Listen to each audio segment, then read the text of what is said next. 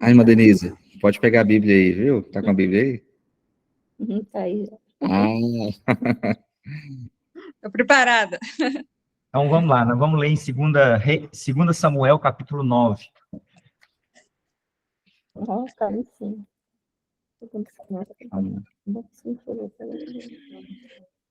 Vou contar a história de um homem chamado Mefibosete.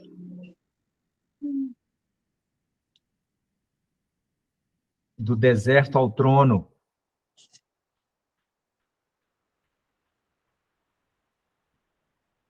Primeiro Samuel, capítulo 2 Samuel, segundo livro de Samuel, capítulo 9.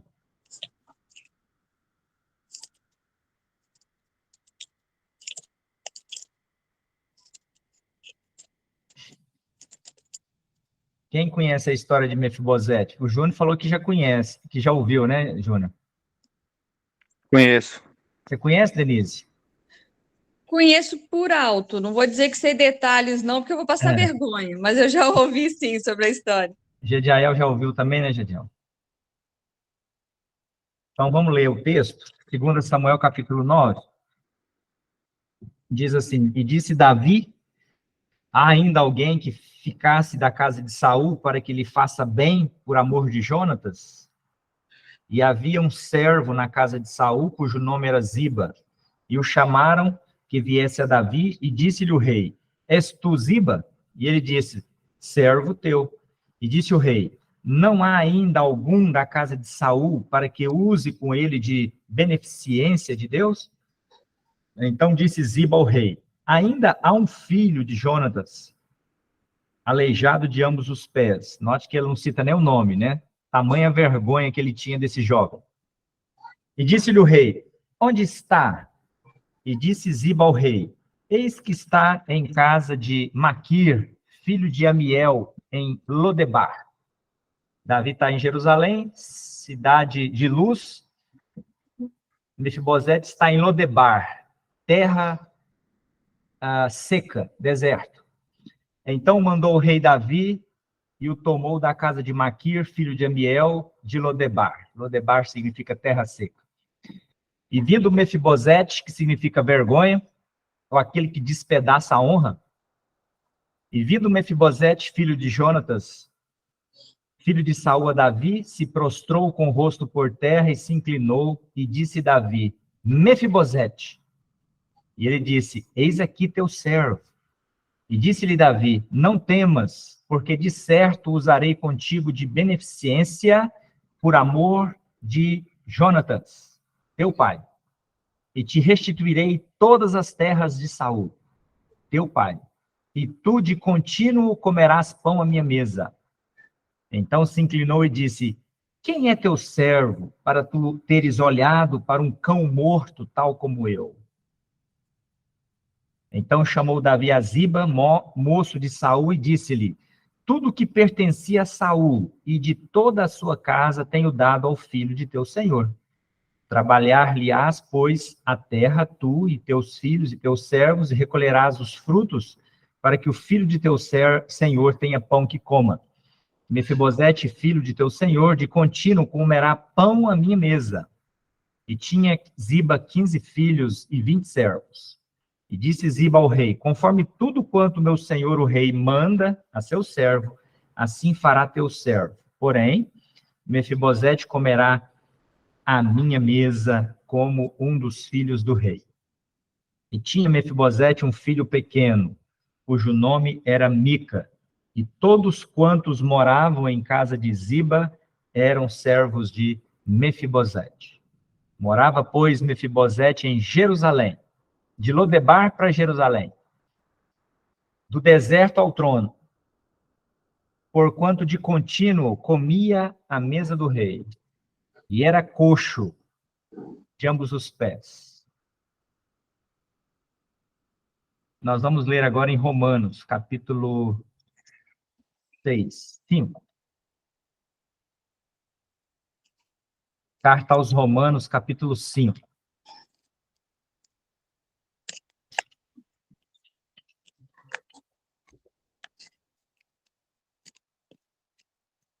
Versos 6 a 11.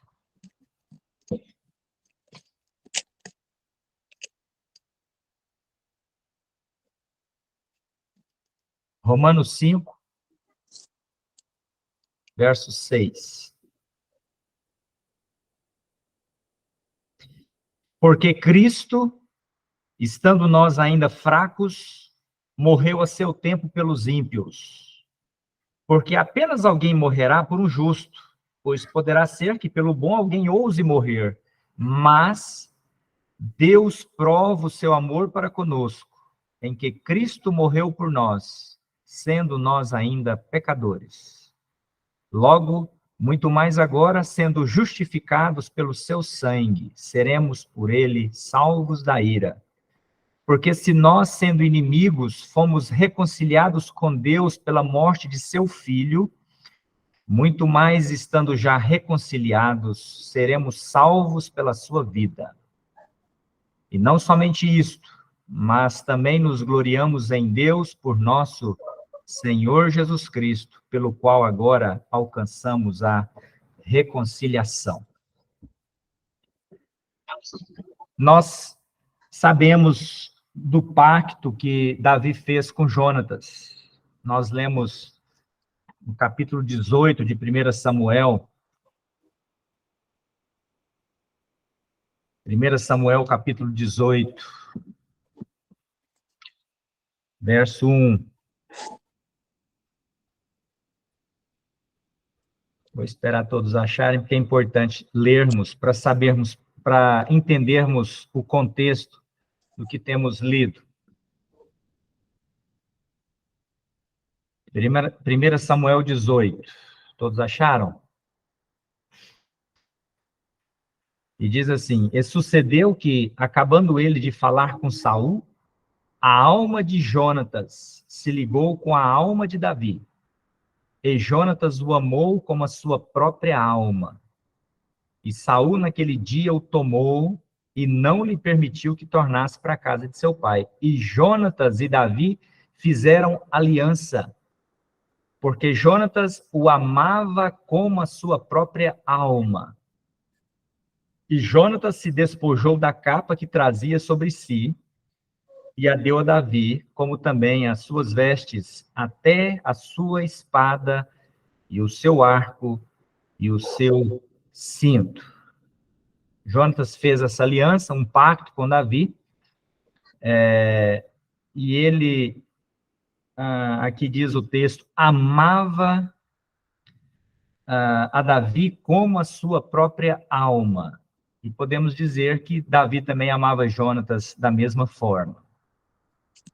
E a prova do amor foi o que Jonatas fez. Jonatas era o príncipe. Ele era filho de Saul, o rei. E ele, aqui diz, depois de dizer e de revelar o seu amor e o seu pacto, a sua aliança com Davi, ele mostrou, deu provas desse amor, despojando da capa que trazia sobre si. Essa capa era a capa do príncipe. Ele entregou ela a Davi. Também as suas vestes, a sua espada, o seu arco e o seu cinto. Ele encontrou um guerreiro mais valoroso do que ele. Era o amigo da sua alma, Davi. Eles tinham esse pacto, nós lemos ainda lá em 2 Samuel, capítulo 4, o que aconteceu entre eles também. 2 Samuel, capítulo 4.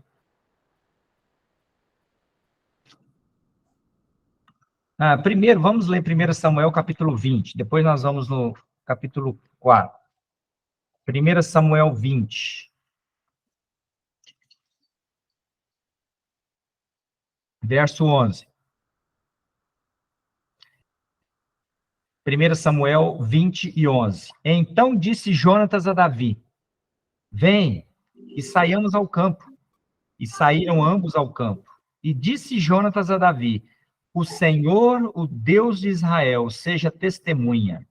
sondando eu a meu pai, amanhã a estas horas, ou depois de amanhã, e eis que houver coisa favorável para Davi, e eu então não enviar a ti, não te fizer saber, o Senhor faça assim com Jonatas outro tanto, mas se aprouver a meu pai fazer-te mal, também tu farei saber e te deixarei partir. É o pacto que eles estão fazendo, né? Jonatas e Davi se amavam, e Jonatas quer livrar Davi da morte, porque Saul está desesperadamente ansioso para ver a morte desse homem, e mandou todo o seu exército atrás de Davi. E dentro da casa de Saul, Deus levantou um jovem, porque os planos de Deus,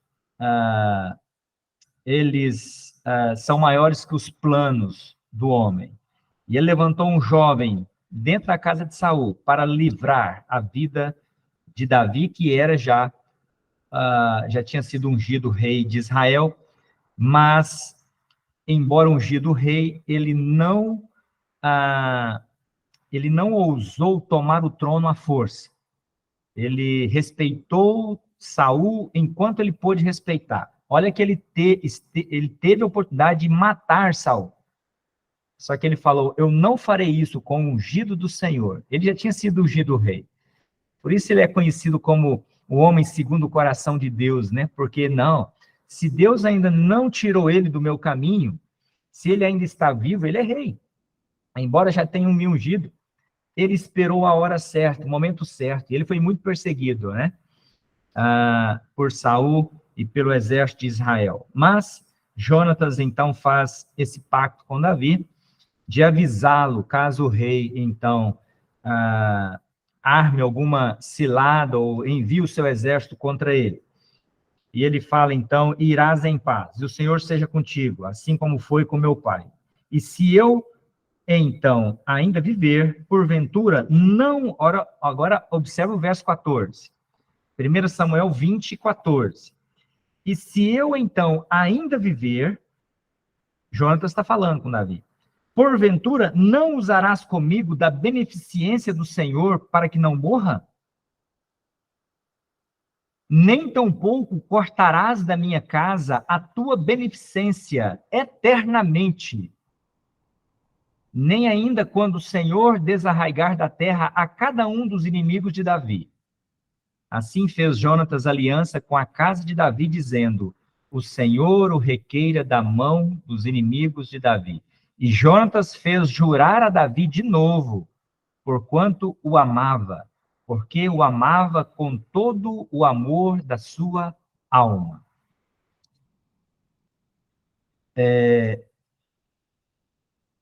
Agora, 2 Samuel, capítulo 4. Essa introdução é importante para entendermos perfeitamente o que nós lemos lá em 2 Samuel 9.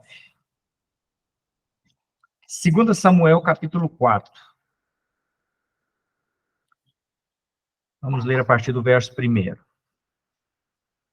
Ouvindo, pois, o filho de Saul que Abner morrera em Hebrom, as mãos se lhe afrouxaram, e todo Israel pasmou. E tinha o filho de Saul 2 homens capitães de tropas, e era o nome de um Baaná e o nome de outro Recabe, filho de Rimom, o Beerotita, dos filhos de Benjamim, porque também Beerote se reputava de Benjamim. E tinham fugido os Beeroritas para Gitaim, e ali tem peregrinado até o dia de hoje. Verso 4. E Jonatas, filho de Saul, tinha um filho aleijado de ambos os pés. Era da idade de 5 anos, quando as novas de Saul e Jonatas vieram de Jezreel. E sua ama o tomou e fugiu. E sucedeu que, apressando-se ela a fugir, ele caiu e ficou coxo. O seu nome era Mefibosete. Muito bem. Lido esses textos, agora nós podemos compreender 2 Samuel, capítulo 9. O primeiro verso fala assim, e disse Davi, há ainda alguém que ficasse da casa de Saul para que lhe faça bem por amor de Jonatas? Qual é o contexto aqui? Morreram Saul e Jonatas na batalha. final do livro de 1 Samuel. Saul deixou filhos, o primogênito Jonatas, e Jonatas deixou filhos. Dentre eles havia Mefibosete. Davi não sabia. Davi estava tinha sido coroado rei de Israel. Ele havia tomado Jerusalém. Ele havia dominado as nações todas ao redor. E Israel nunca tinha ficado tão próspero.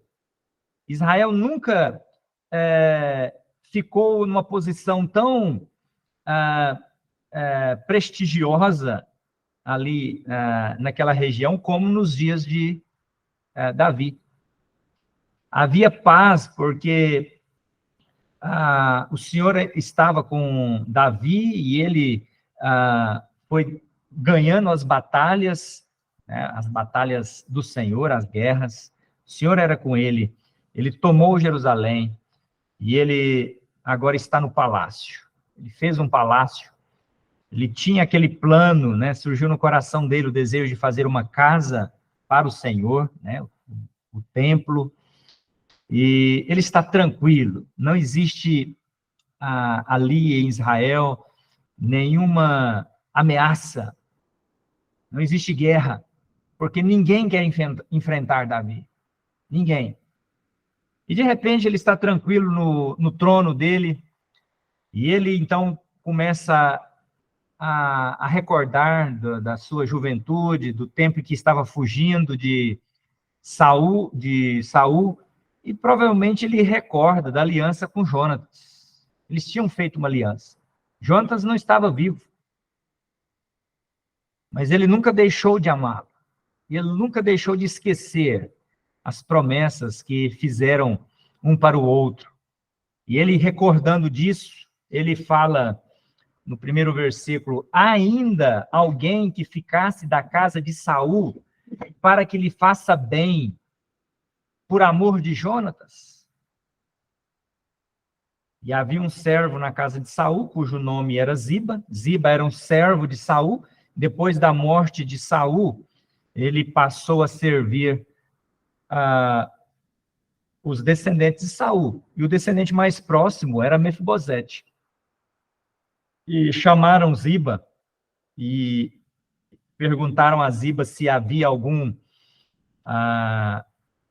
descendente de Jonatas ou de Saul para que ele fizesse o bem. E ele falou, né? Ainda um filho de Jonatas. Ele é aleijado de ambos os pés. Aqui nós temos a primeira menção de Mefibosete. Nós já lemos lá no capítulo 4 que ele sofreu uma queda. Ele caiu, né? E nós temos a semelhança de Mefibosete conosco. Nós também fomos vitimados por uma queda. Ela aconteceu lá no Jardim do Éden, quando o homem desobedeceu a Deus e caiu no pecado. Ele desobedeceu a Deus e a desobediência trouxe a separação do homem da presença de Deus. O homem ficou sem comunhão com Deus por causa do pecado. Então, Mefibosete tinha as marcas da queda. Assim como Adão, depois do pecado, passou a ter as marcas da queda. E Deus mostrou isso muito claramente para ele, porque a terra já não produziria frutos sem espinho. Ele teria que trabalhar, suar para comer o seu pão. Ele teria que lutar para preservar a sua vida. Ele teria que sacrificar um animal inocente para tratar o seu pecado. E o Senhor, então, no capítulo 4, mostrou para Adão e seus descendentes o que lhe aprazia. E desde o princípio nós temos revelado nas Escrituras o que nós temos no Novo Testamento com respeito à justificação de todo aquele que crê em Jesus. É por meio do sangue. É por meio do sacrifício de um inocente. E o Senhor cobriu o homem, né, com pele de animais, e ali houve necessidade de um animalzinho ser sacrificado. E no capítulo 4 nós temos também Abel oferecendo o seu sacrifício, e o sacrifício de Abel foi aceito, porque foi algo que é algo que agradava a Deus. A Bíblia fala, sem derramamento de sangue, não pode haver remissão de pecados. Caim desejou apresentar ao Senhor o fruto da terra, mas uma terra amaldiçoada. O fruto do seu trabalho não tinha nenhum valor diante de Deus. Por isso o sacrifício de Caim não foi aceito. O sacrifício de Caim e a vida de Caim representa ou é figura da vida do homem sem Cristo nesse mundo, ou a vida do religioso, que quer ter uma religião sem Cristo, que quer apresentar as suas obras e quer afirmar e reafirmar que ele pode fazer alguma coisa para agradar a Deus. Mas Deus abomina qualquer coisa que o homem faça, a não ser que o homem tome posse daquilo que agrada a Deus. Abel compreendeu isso, e Abel tomou uma das suas ovelhinhas, porque ele era pastor de ovelhas, e sacrificou aquela ovelhinha, e apresentou a sua oferta ao Senhor, o sangue de um inocente. E isso tudo representa o que o Senhor Jesus iria fazer 4, 5 mil anos depois nesse mundo, mas era figura, ou prefigurava o sacrifício de Cristo. Quando João Batista viu o Senhor Jesus aqui neste mundo, ele apontou o dedo para ele e disse, eis aí, o Cordeiro de Deus que tira o pecado do mundo. Jesus, identificado como cordeiro, o cordeirinho nasce para ser sacrificado. O cordeiro nasce para ter a sua vida expiada, o seu sangue derramado. E Deus enviou o seu cordeiro. Deus enviou o seu único filho, Jesus Cristo, o eterno Filho de Deus, que é Deus na forma encarnada, na forma humana. O Senhor Jesus é o homem perfeito, é o Deus eterno. Então, em Cristo Jesus, nós temos a união perfeita de Deus e a raça humana, mas Jesus sem pecado. Jesus não tinha natureza pecaminosa. Por isso, ele pôde fazer aquela transação entre Deus e o homem, quando Deus aceitou a vida do seu filho em troca da alma do ser humano. O Senhor Jesus entregou a sua vida em sacrifício, o seu sangue foi derramado.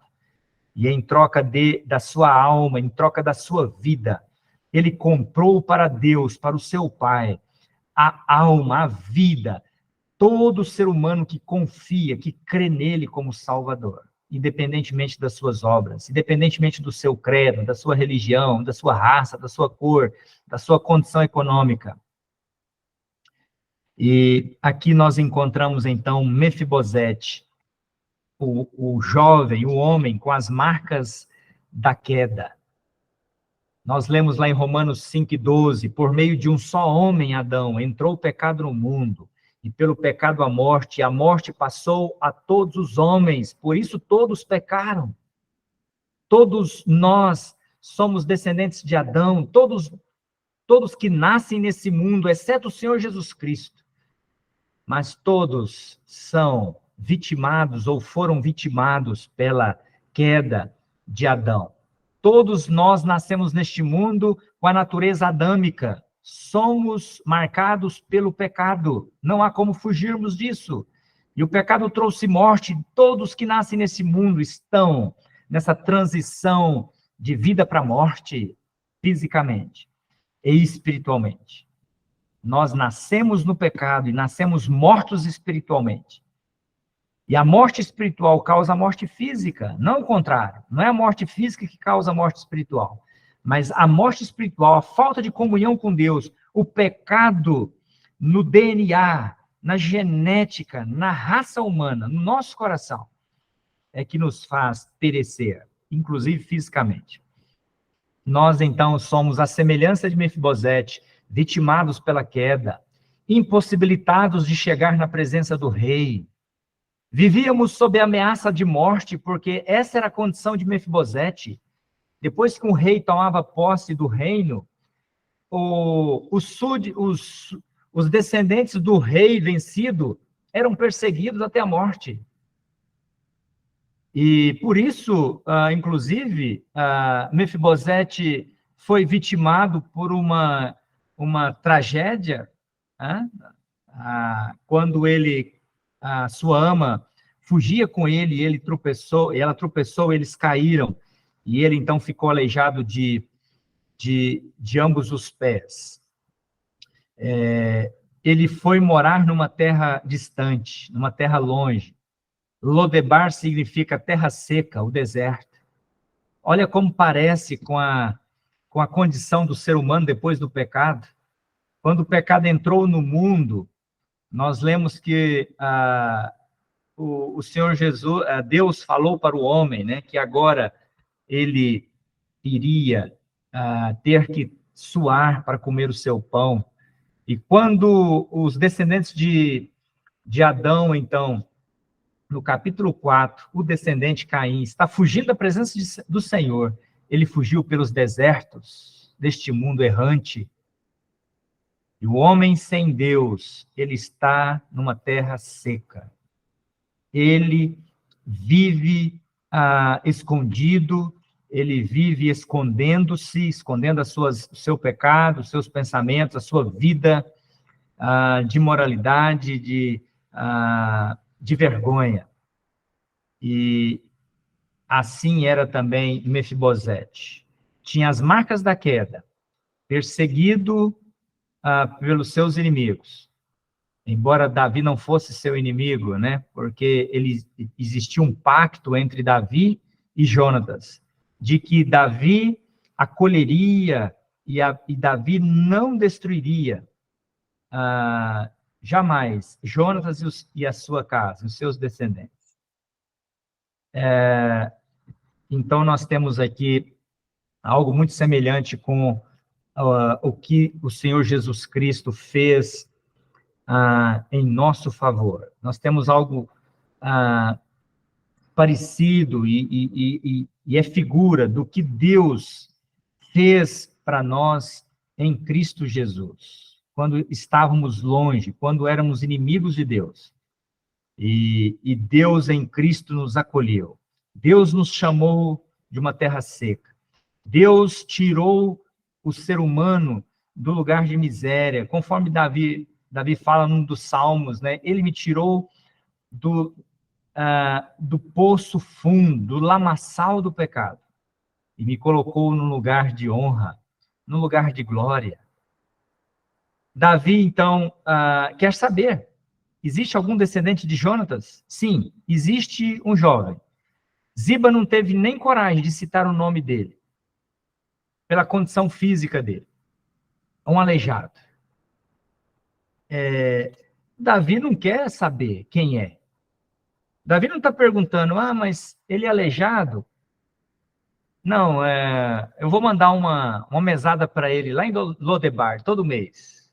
Não, eu vou mandar muito dinheiro para ele, ouro e prata para ele. Ele vai ser um aleijado rico.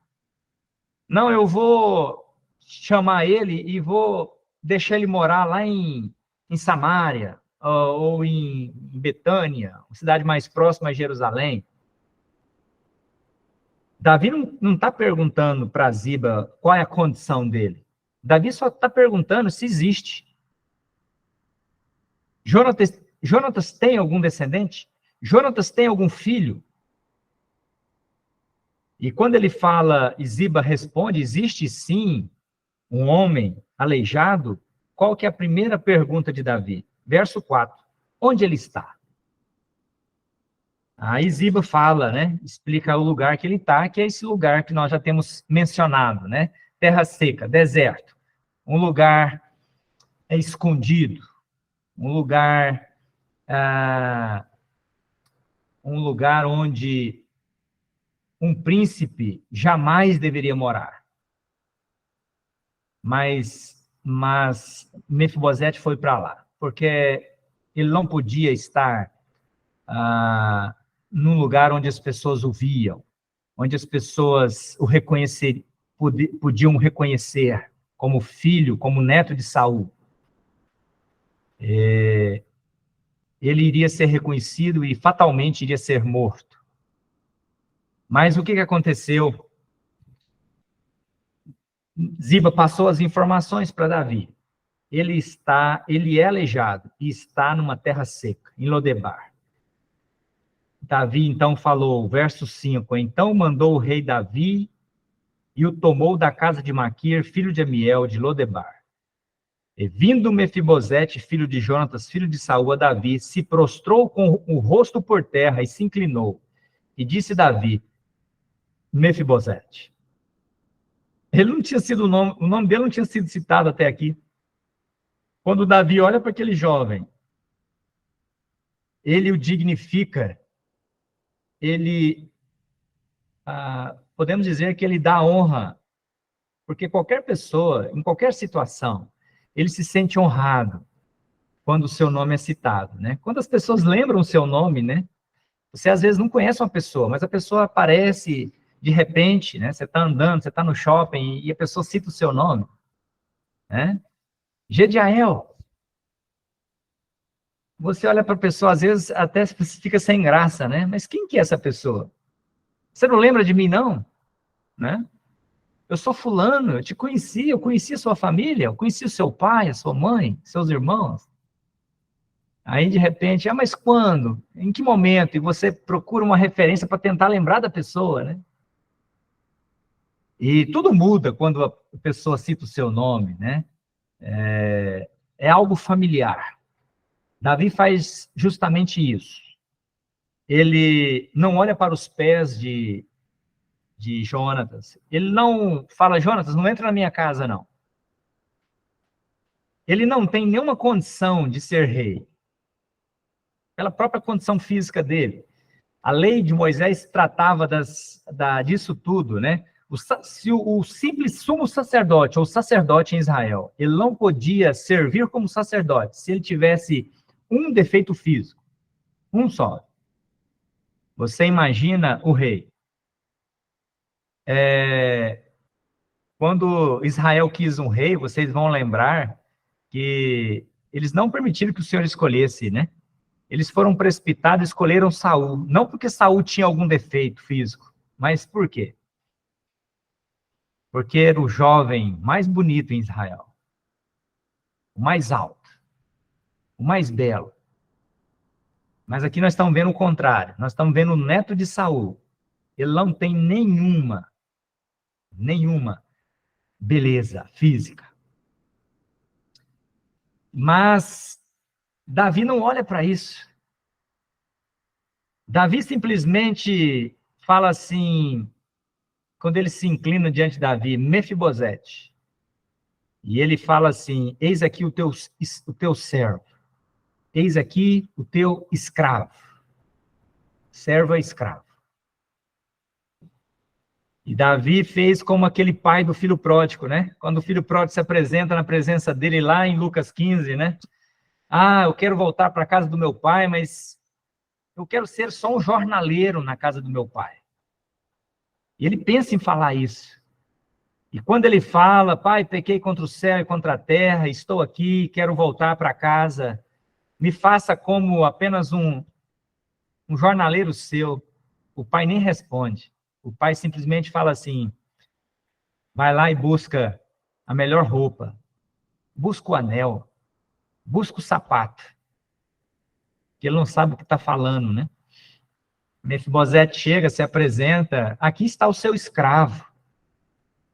Mas Davi fala assim, não temas, porque de certo usarei contigo de beneficência por amor de Jonatas, teu pai. E te restituirei todas as terras de Saul, teu pai. E tu de contínuo comerás pão à minha mesa. O verso 7 vocês podem grifar aí, porque é justamente isso que Deus fez conosco em Jesus Cristo. É exatamente isso. Nós temos lido lá em Romanos, no capítulo 5. Eu vou ler novamente o verso 7, depois nós vamos ler Romanos 5, para vocês verem o que Deus fez conosco. Mefibosete tinha todas essas características. Dificilmente um rei, a não ser Davi, convidaria este jovem para tomar refeição na sua mesa todos os dias da sua vida. Dificilmente um outro rei, numa outra situação, que não fosse o pacto que Davi tinha feito com Jonatas, chamaria um homem aleijado, escondido, porque Mefibosete era neto de Saul, e Saul foi a pessoa que mais causou males a Davi. Você lendo Samuel, você vê quanta tristeza Saul causou a Davi. Perseguições. Por 2 vezes ele tentou cravar Davi na parede. E agora, este jovem, neto de Saul, está na frente do rei. Imagina, Josué, o medo dele. Por isso, a primeira coisa que ele fez na presença de Davi foi se prostrar. Ele falou, eu não trouxe arma, eu não quero guerra, eu estou prostrado. Uma pessoa prostrada na frente da outra é como se ela estivesse rendida. Rendida. Cabeça baixa. Se você quiser me matar agora, você me mate. Mas esse não eram os planos de Davi. Davi colocou este jovem para sentar na mesa dele, juntamente com seus filhos. Nós podemos dizer hoje, né, se Davi fosse o rei da Inglaterra, né, estivesse lá no palácio de Buckingham, né, ele ia chamar Mefibosete, toda a família dele, ia mandar tirar que os fotógrafos oficiais do reino tirassem as fotos de Mefibosete, trouxesse as suas malas, colocasse lá no quarto no Palácio Real, colocasse a foto de Mefibosete lá na estante da família, colocasse o nome dele no livro da genealogia do rei, colocasse o nome dele na cadeira em que ele devia sentar, colocasse o nome dele como um descendente legítimo do rei. Davi fez isso. Quando ele se prostrou e ele disse, aqui está o teu escravo. Ele falou, não temas, não temas. O Senhor Jesus falou tantas vezes isso para os discípulos, né? Não tenha temor, não temas. Porque eu usarei contigo de beneficência, por amor de Jonatas, teu pai. E te restituirei. E não só ele trouxe Mefibosete para o palácio, não só colocou Mefibosete sentado à mesa dele, como um filho dele, mas também ele restituiu todas as terras, todas as fazendas, todas as propriedades de Saul para Mefibosete. E ele confirmou, e tu de contínuo comerás pão à minha mesa. Nós, como Mefibosete, tínhamos ou temos as marcas da queda. Nós caímos no pecado, porque somos descendentes de Adão. E como descendente de Adão, nós pecamos. Estamos destituídos da presença de Deus, Romanos 3:23. Todos pecaram e destituídos estão da presença de Deus, do Rei. Longe do Rei. Andamos errantes neste mundo, como em Lodebar, deserto, terra seca. Mas Deus teve piedade, teve misericórdia desta raça perdida. E Deus fez um pacto com o seu Filho, Jesus Cristo. Ele fez uma aliança com o seu filho, não foi conosco. A aliança que nós temos com Deus é em Cristo Jesus, através do Senhor Jesus Cristo. Assim como Mefibosete passou a desfrutar desta aliança na casa do rei por causa do seu pai Jonatas. E essa aliança teve como base o amor. O amor de um pai para com o filho, e o amor de um filho para com o pai. Um amor que nós não podemos explicar, mas que é real. Deus, antes da criação do mundo, vivia com o seu filho numa comunhão íntima, cheia de prazer, de gozo, de alegria, que nós jamais poderíamos entender. Mas ele estabeleceu com o seu filho um pacto. Já sabedor que era de que o pecado iria entrar na raça humana, ele estabeleceu que o seu filho deveria vir ao mundo. E por causa do pecado da raça humana, ele deveria ir à cruz do Calvário e dar a sua vida por esta raça, pelo ser humano, pela raça humana caída. E o Senhor Jesus Cristo veio. E ele veio para salvar homens que não eram seus amigos, que não faziam a sua vontade. Mas conforme nós lemos em Romanos capítulo 5, verso 6, Cristo, estando nós ainda fracos, morreu a seu tempo pelos ímpios. Pelos ímpios. No capítulo 4 fala que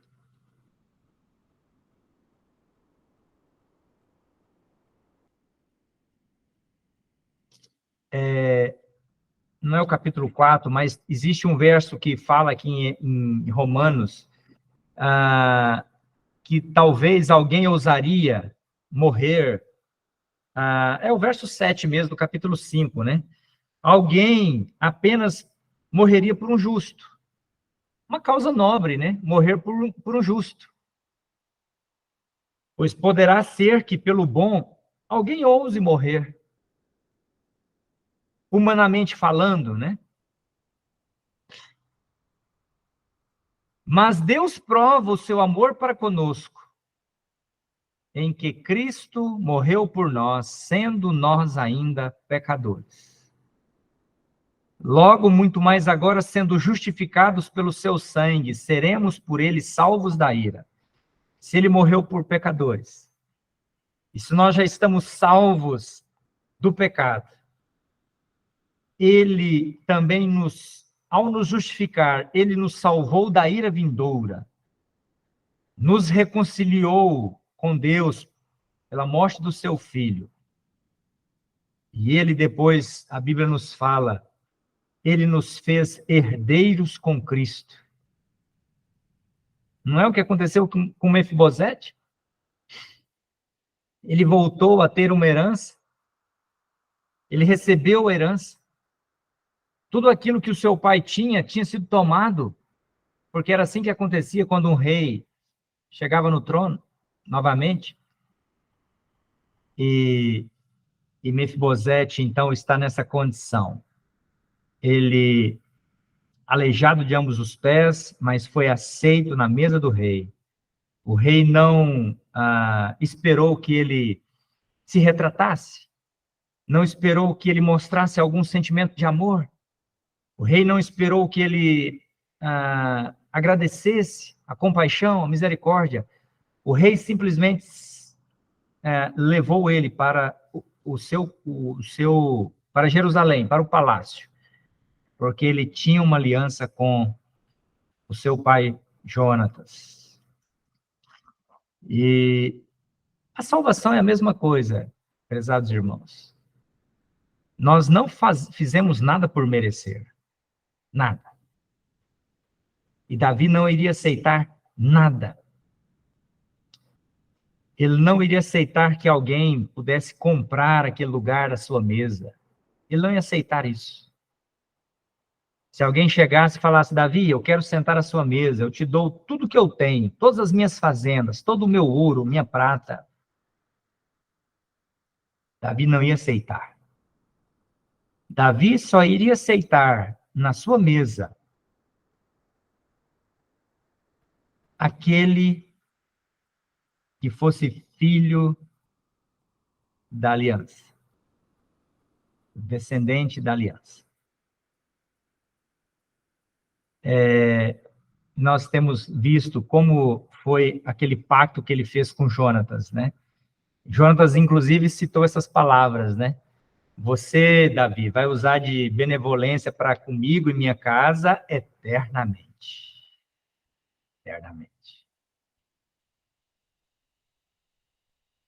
Mefibosete foi encontrado. E ele agora está neste lugar. E ele tem um servo que agora pode trabalhar para ele. E ele, então, passa a morar naquele lugar. No lugar onde o rei o colocou. E ao seu lado estão os filhos do rei. E Mefibosete está ali sentado. Ao lado deles. Através do Senhor Jesus Cristo, prezados irmãos e amigos que nos ouvem, nós fomos reconciliados com Deus. Sem merecimento nenhum. Sem obra. Deus fez um pacto conosco em Jesus Cristo. Todo aquele que crê em Jesus Cristo, que ama o Senhor Jesus Cristo, que aceita o que Jesus fez por nós na cruz, e confessa isso com seus lábios, conforme nos diz Romanos 10:9. Se com a tua boca confessares ao Senhor Jesus, e em teu coração creres que Deus o ressuscitou dentre os mortos, serás salvo. Deus espera que o ser humano, então, aceite o que Deus providenciou para nossa salvação. Deus nos deu o seu Filho. Todos nós somos pecadores por natureza, por escolha, por prática.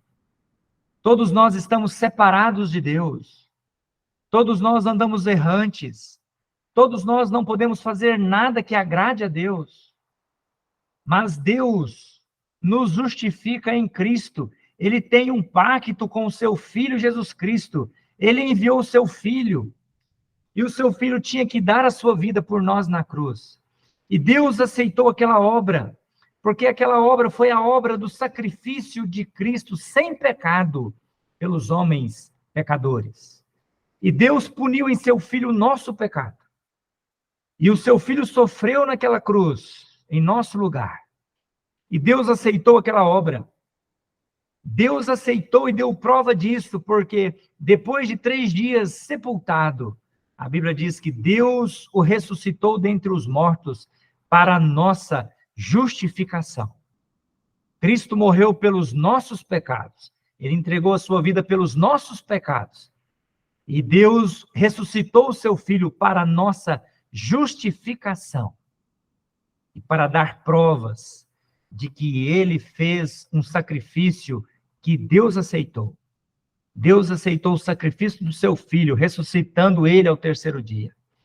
E ele está vivo, intercede por cada um de nós. E todos nós podemos e chegaremos na presença de Deus um dia, não nos orgulhando de alguma obra.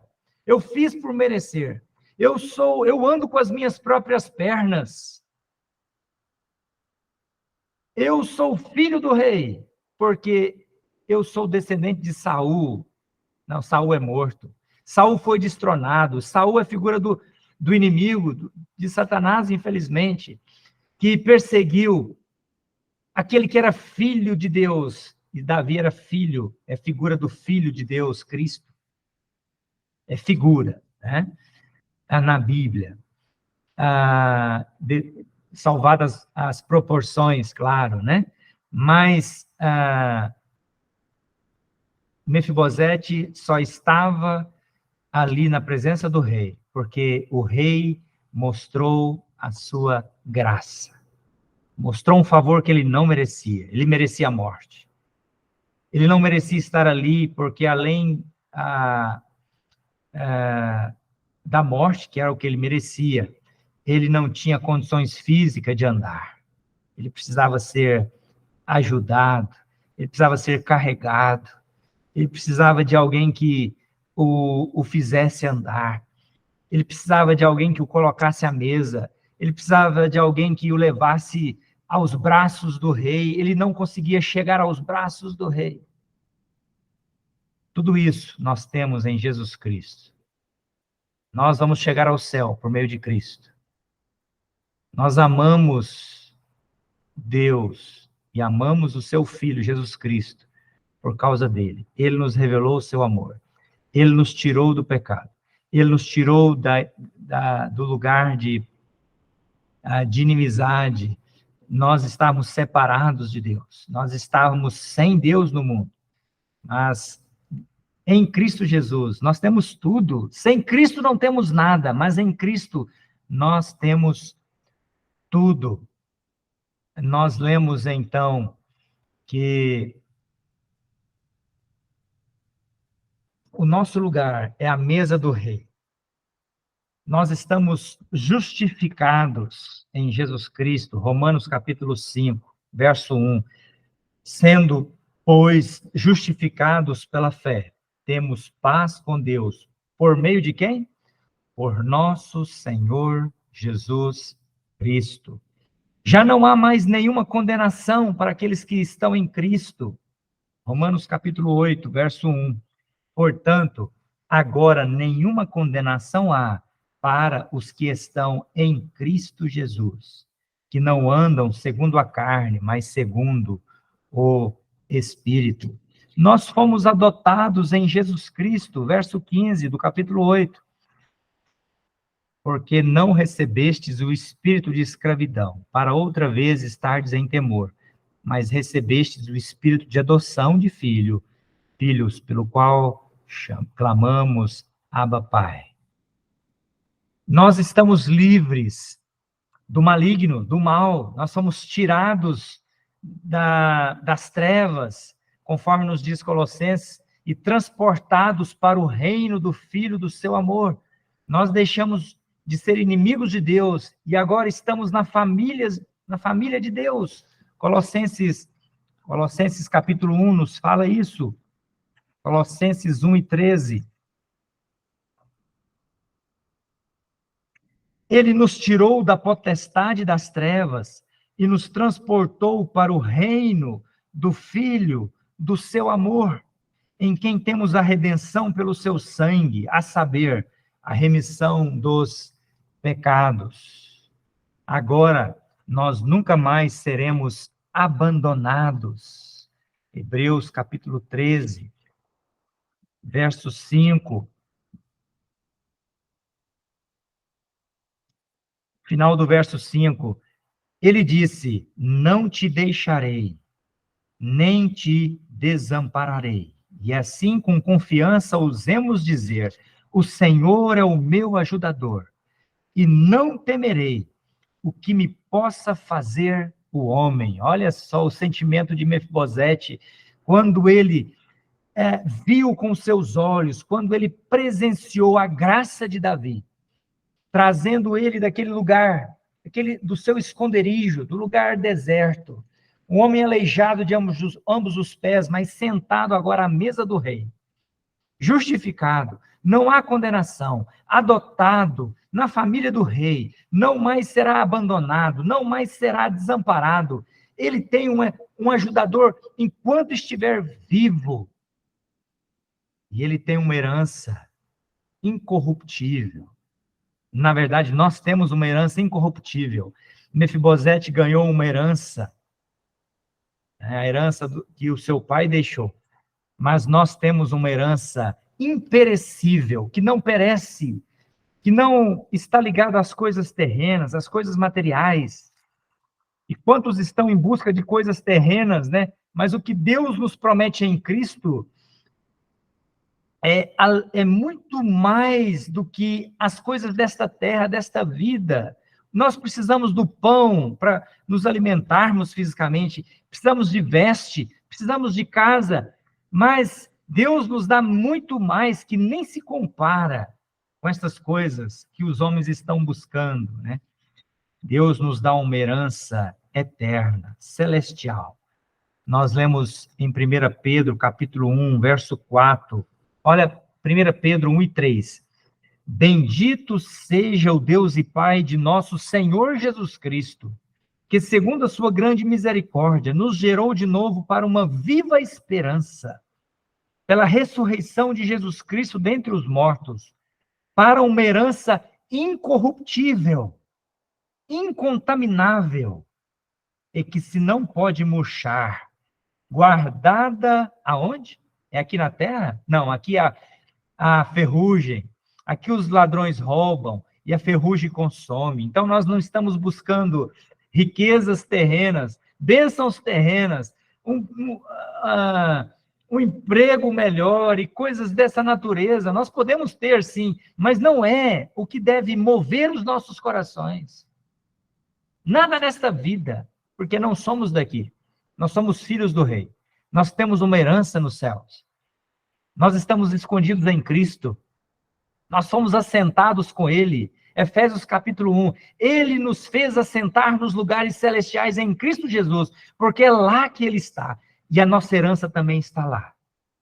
Uma herança incorruptível, incontaminável, guardada nos céus para vós. E por último, nós recebemos um convite, assim como também Mefibosete recebeu aquele convite. Ele não era obrigado a ficar na mesa do rei. Ele não era obrigado a morar na mesa do rei.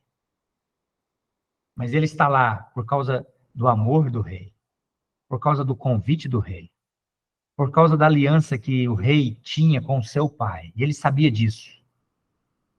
E a mesma coisa nós recebemos de Deus. Deus nos faz um convite através do Evangelho. O Senhor Jesus foi quem iniciou esse convite.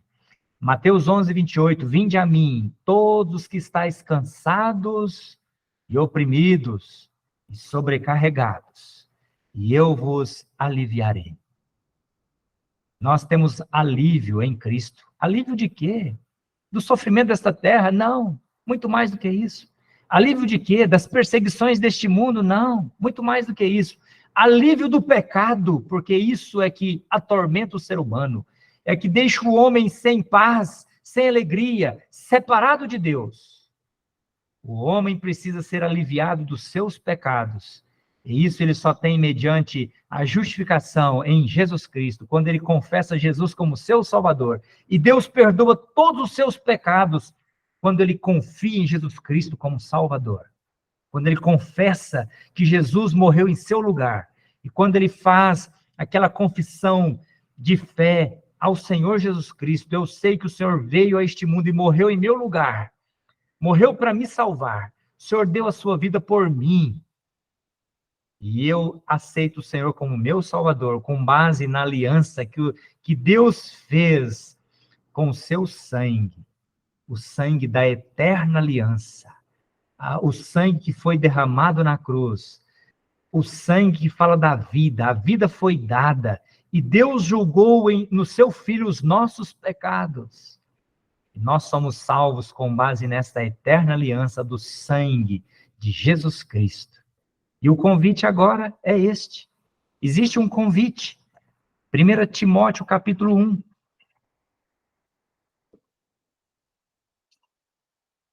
1 Timóteo capítulo 1, verso 15. Diz assim: esta é uma palavra fiel e digna de toda aceitação. Palavra fiel, é verdadeira, é fidedigna, porque ela vem do céu. É o convite de Deus, ela vem do céu. É uma palavra que é digna de inteira aceitação, não pode haver dúvida.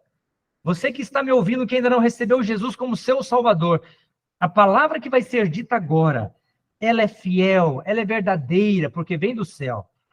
porque é da parte de Deus e ela precisa ser aceita de todo o coração. Que palavra é esta? Leia comigo, então. 1 Timóteo 1,15. Que Cristo Jesus veio ao mundo. Nós sabemos disso, Romanos 3,16. Deus amou o mundo de tal maneira que enviou o seu Filho. Cristo Jesus veio ao mundo. João 3,16. Mas aqui está reforçando isso. Cristo Jesus veio ao mundo. Para quê? Será que é para nos contar bonitas histórias? Para fazer apenas os milagres, os sinais? Mas aqui está o objetivo principal da vinda do Senhor Jesus Cristo. Não só o principal, o motivo da sua vinda. Este foi o objetivo da sua vinda. Os sinais, os milagres, as parábolas, os ensinos maravilhosos, o exemplo maravilhoso foi consequência da vinda do homem perfeito de Deus, do Filho perfeito de Deus, sem pecado. Mas a vinda dele foi para quê? Cristo Jesus veio da parte de Deus, porque foi Deus quem enviou o seu Filho. Ele fez aquele pacto antes de haver mundo, antes de existir o universo. Já existiu o pacto do Pai com o Filho. Do Pai revelar o seu imenso amor por uma raça perdida, sem pecaminosa, caída. E então, Cristo Jesus veio ao mundo para salvar os pecadores. Agora seja sincero. Você se considera um pecador? Se você é um descendente de Adão e não descendente de Cristo, ainda você é pecador, é uma pecadora. Se você nasceu nesse mundo uma única vez só, você ainda é descendente de Adão. É um pecador, é uma pecadora. Mas se você nasceu segunda vez, se você tem o segundo nascimento, você mudou de descendente. Você deixou de ser filho de Adão. Você deixou de ser descendente de Adão. E agora é uma nova criatura em Cristo. Pelo segundo aniversário, pelo segundo nascimento, você se tornou agora um filho de Deus, por ter nascido através do Senhor Jesus Cristo. Por ter nascido da aliança que Deus fez com seu Filho.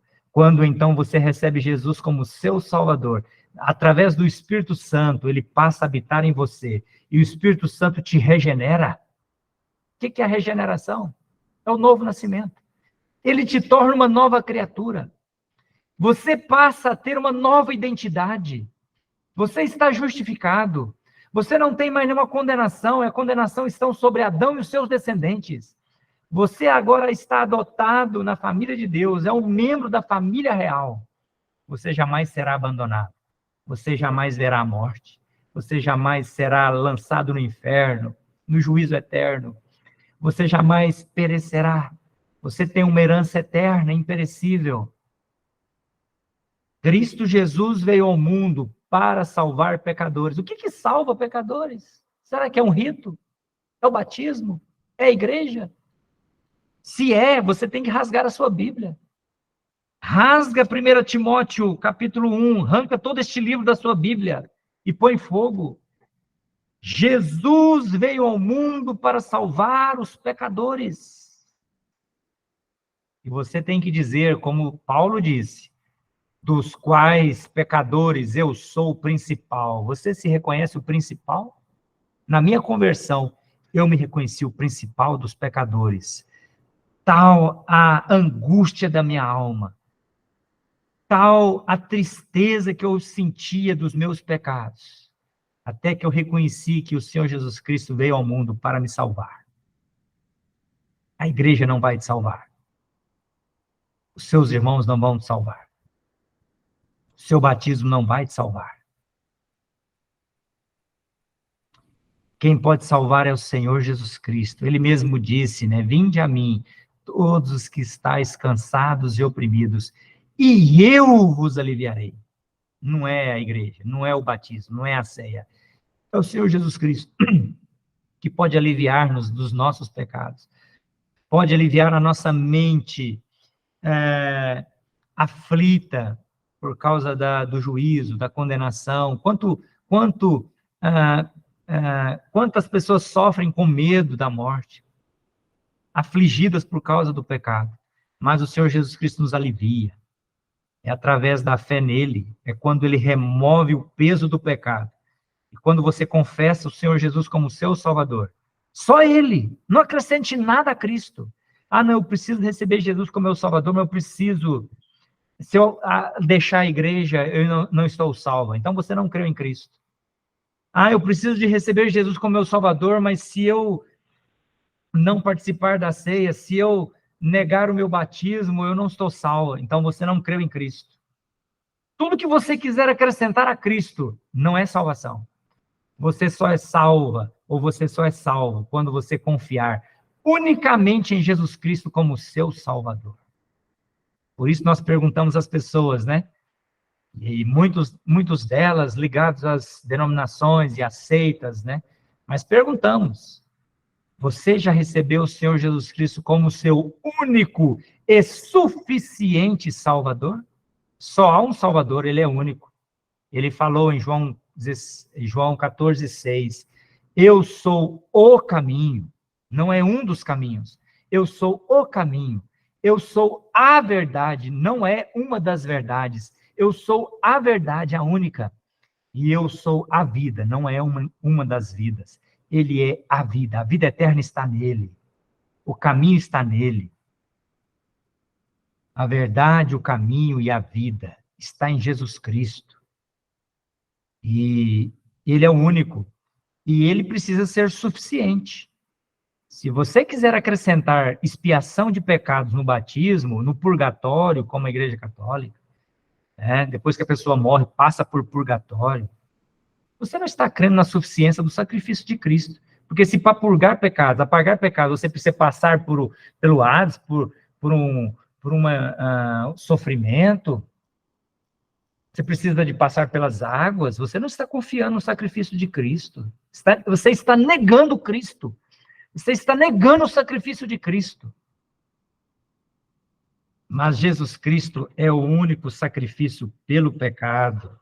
Nós lemos aqui, então, Cristo Jesus veio ao mundo para salvar os pecadores, dos quais eu sou o principal. Capítulo 2 de 1 Timóteo, porque 1 Timóteo 2, verso 3, porque isto é bom e agradável diante de Deus, nosso Salvador, que quer que todos os homens se salvem e venham ao conhecimento da verdade. Então, o desejo de Deus é que todas as pessoas se salvem e conheçam a verdade. E aqui explica como que ele pode fazer isso, através de quem? Verso 5, porque há um só Deus e um só mediador entre Deus e os homens, Jesus Cristo, homem. Então, agora ele te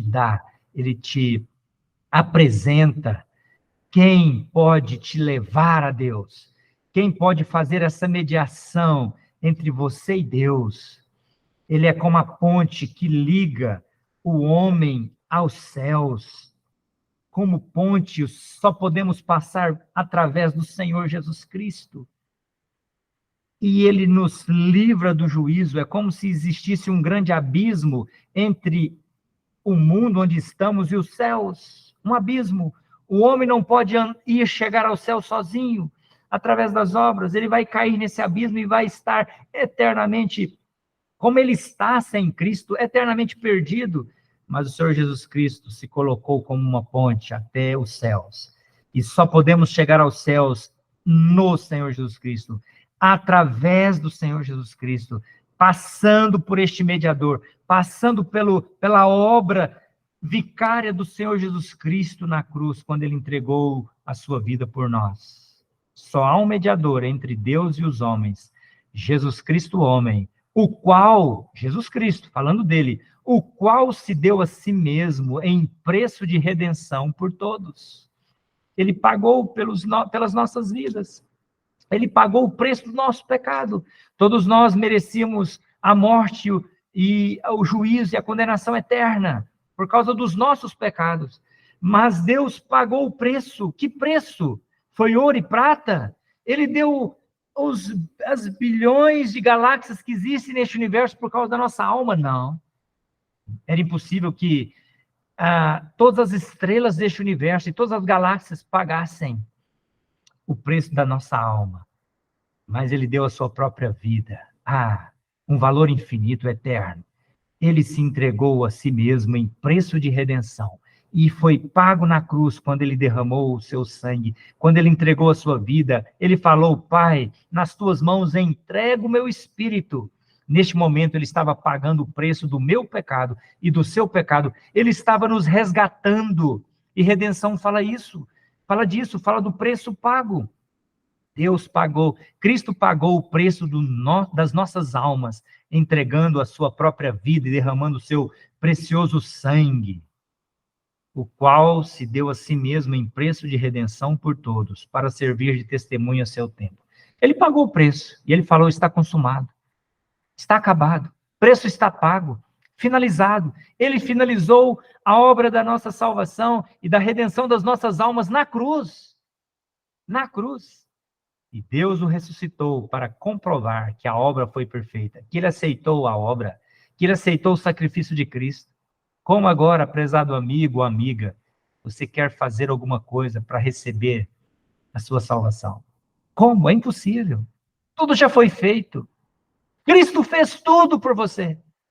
Você precisa apenas receber esse presente de graça, conforme nós lemos lá em Romanos capítulo 2, verso 9. E é justamente o que Mefibosete fez, né? Ele aceitou o convite de sentar na mesa do rei.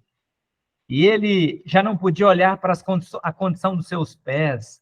Ele já não é mais inimigo, ele foi feito amigo, colocado como família do rei, pela graça, por causa do amor. E é por isso também que somos salvos, por causa da graça e do amor de Deus, não por méritos nossos, não por obras nossas. Romanos 3, Romanos 5, Tito fala também, né? Jamais, por causa das nossas obras, nós seremos justificados. Não será mais por guardar a lei, mas pela riquíssima misericórdia de Deus, conforme nós lemos aqui, Efésios 2 e 4. Mas Deus, que é riquíssimo em misericórdia, pelo seu muito amor com que nos amou. Olha só o amor, assim como também Davi mostrou amor, né? A Jonatas e a Mefibosete por causa de Jonatas, por causa do seu amor com que nos amou. Estando nós ainda mortos em nossas ofensas, nos vivificou juntamente com Cristo, pela graça sois salvos. Graça, favor que nós não merecemos. A graça é isso. Nós somos salvos por um favor de Deus, não por merecimento nosso.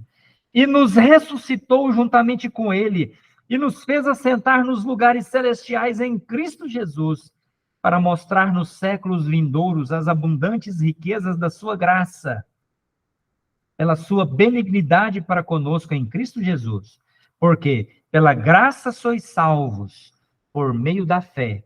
E isto, a salvação, a graça e a fé, não vem de nós, mas é um dom, é um presente de Deus.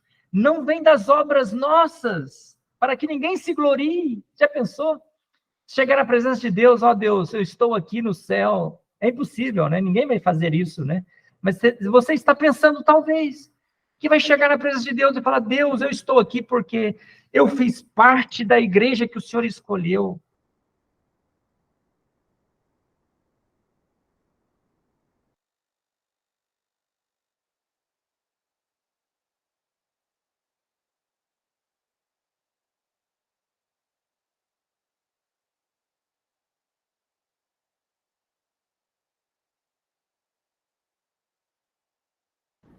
Um momentinho, irmão, acho que travou lá pro lado dele.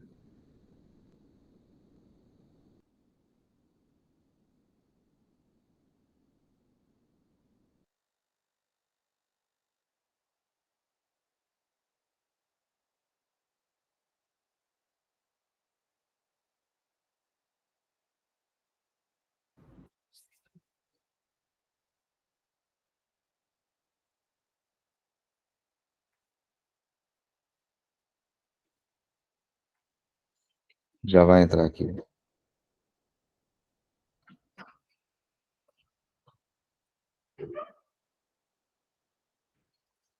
O computador dele lá. Ele tá online no celular, acho que foi o PC dele.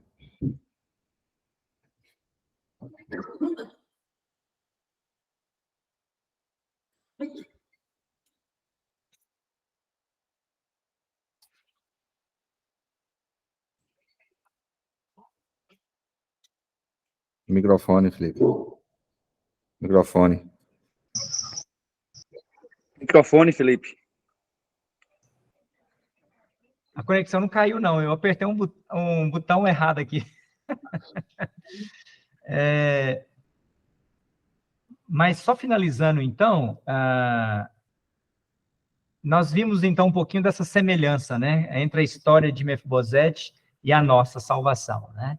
E, finalizando em Efésios capítulo 2, nós somos salvos, então, não por merecimento, não por obra, mas pela graça, que é um favor de Deus. Pela graça sois salvos.